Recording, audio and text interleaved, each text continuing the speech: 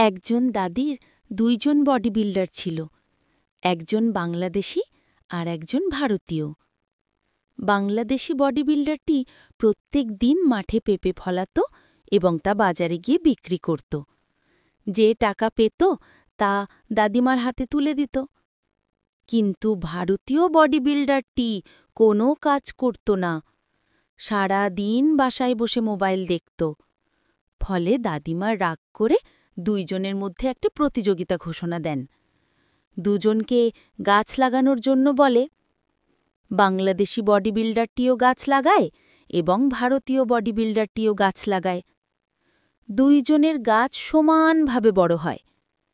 এর ফলে বিজয়ী হবে ভোটিংয়ের মাধ্যমে। বাংলাদেশি বডি বিল্ডারটির জন্য লাইক অ্যান্ড সাবস্ক্রাইব করো, আর ইন্ডিয়ার বডি বিল্ডারটির জন্য লাইক অ্যান্ড কমেন্ট